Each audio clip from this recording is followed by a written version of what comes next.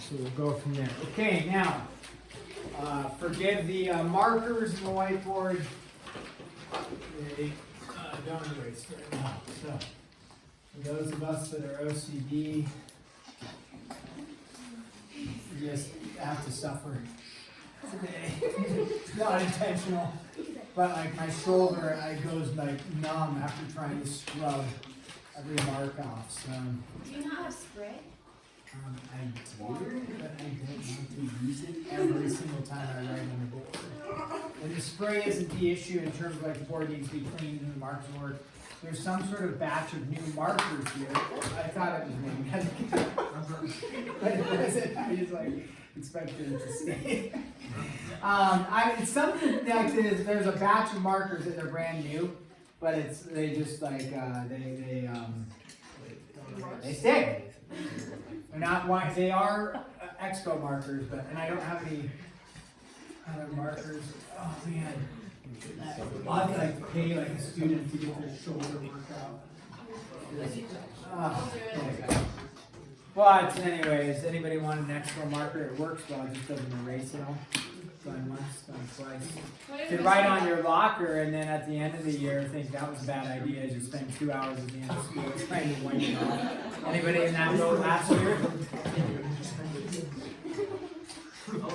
That was casually very nice for both of us. Okay, 9-5. Tangents. Okay, tangents. How many points does a tangent intersect on a circle? If I have a line that's tangent to a circle, how many points of intersect are there? 1. Very good. Okay. So then a couple things. Then they are, okay, here we go. We have 3 theorems.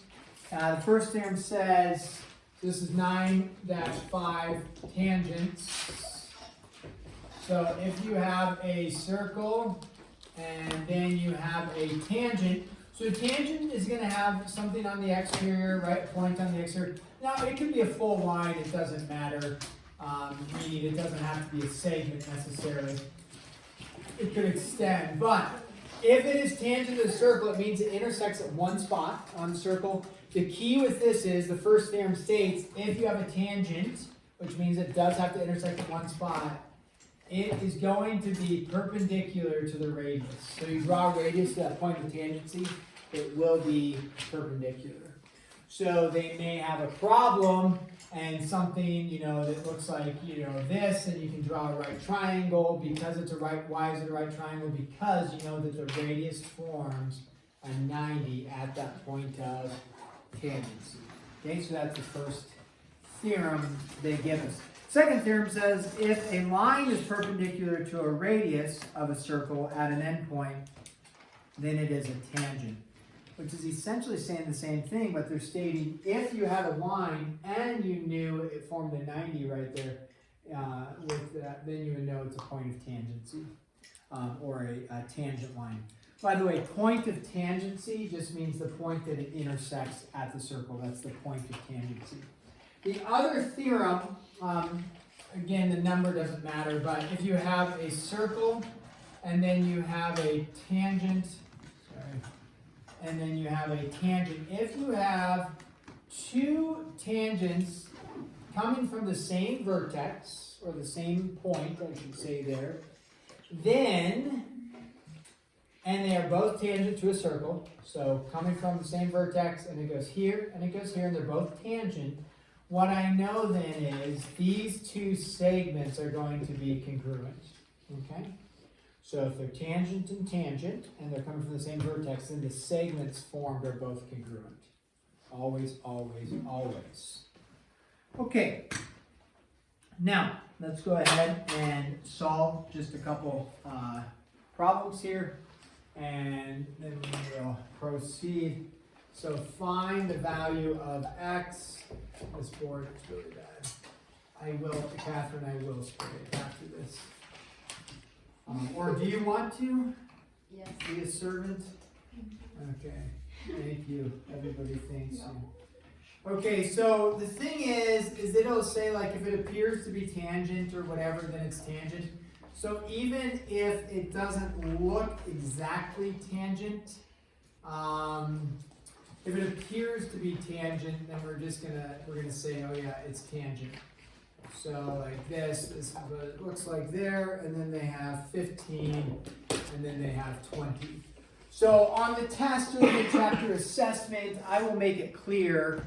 I won't have a circle and it, looks, well, that actually looks, and if it looks like this, whatever, maybe I'll do a little, I don't know, that actually looks fine. I'm trying to think of an example where,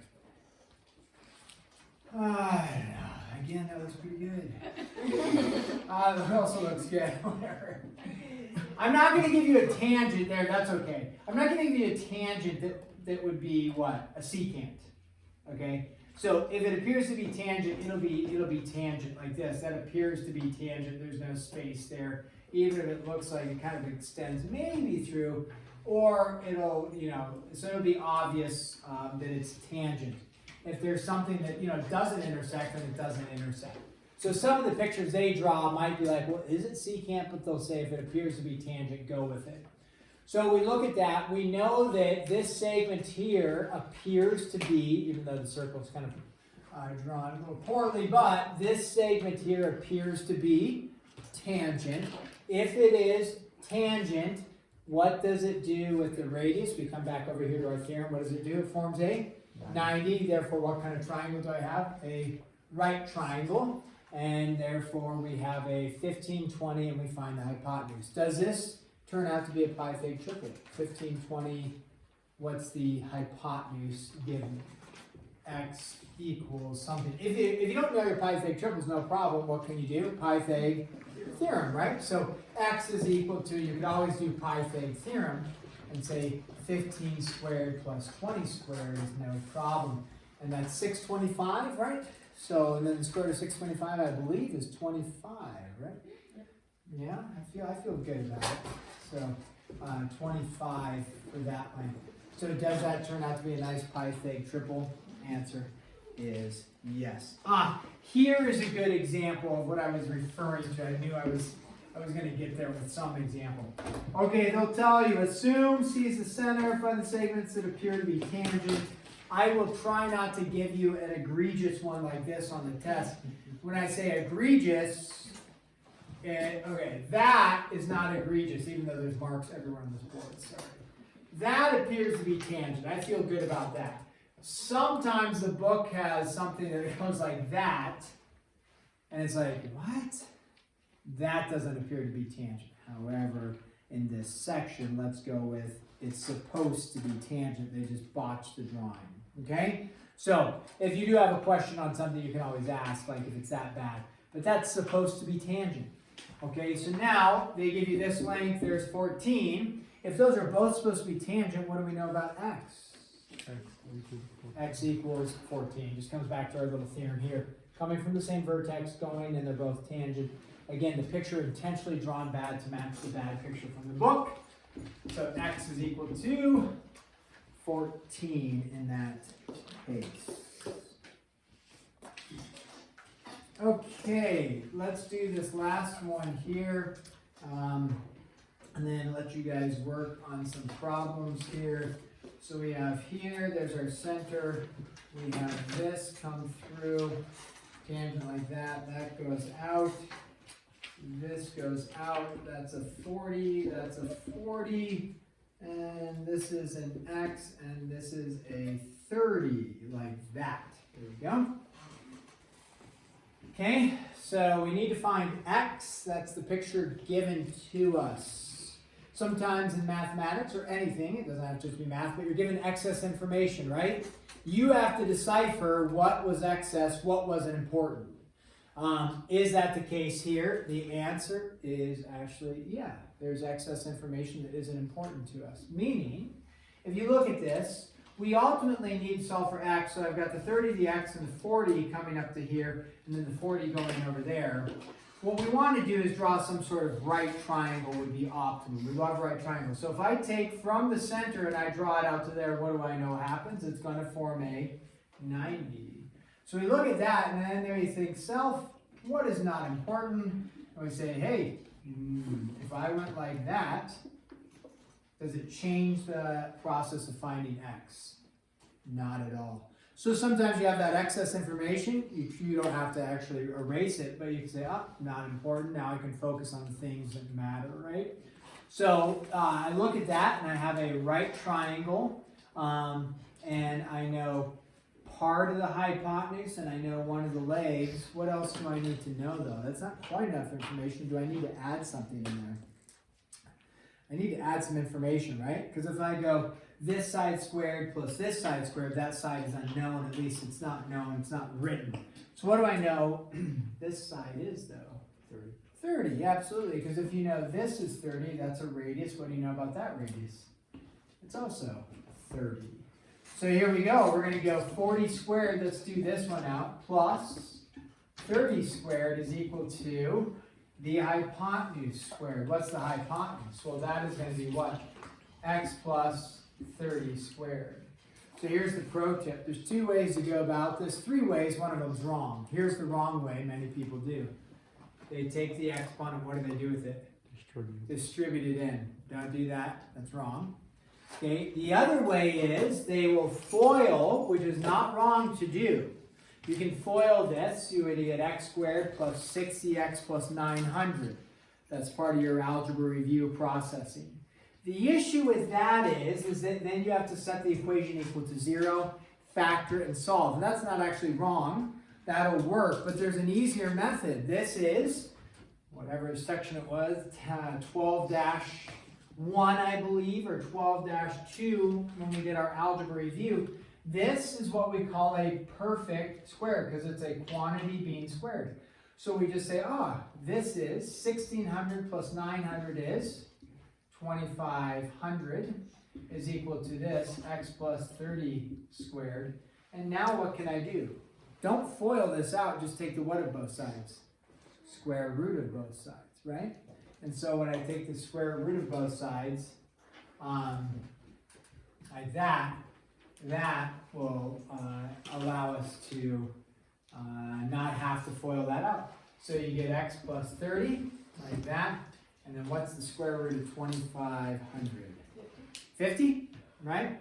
And then you're like, that makes a lot of sense. This is a 3, 4, 5 triangle. So x ends up being, though, x isn't 50, x ends up being 20. This is technically plus or minus. So it's either going to be a positive 20 or a negative 80. Do sometimes the negatives work for us? They do. But in this case, does the negative 80 work for us? No. If this was on a test, you would not have to show the negative 80. You could have gotten away with just doing 50 and solving because negative 80 doesn't work, and I would accept that. If negative 80 did work for some reason, you'd want to be able to include that, but it does not. So x is equal to 20. So that's 20. Like I stated, that whole hypotenuse is 50. This is a 3, 4, 5 right triangle. That's why Pythag triples do textbooks. Math book writers love Pythag triples. They do. They use them a lot. So if you memorize them, it can be beneficial for you. If not, no problem. You can calculate them out. Okay, we're going to pause there and set your task and your homework. 20 good minutes on that. I will let you know here shortly, in the middle of finishing typing the MCA, I'll let you know if we're going to go through 9.5. I'll let you know that in a few minutes, and so that you know if 9.5 would be on that MCA.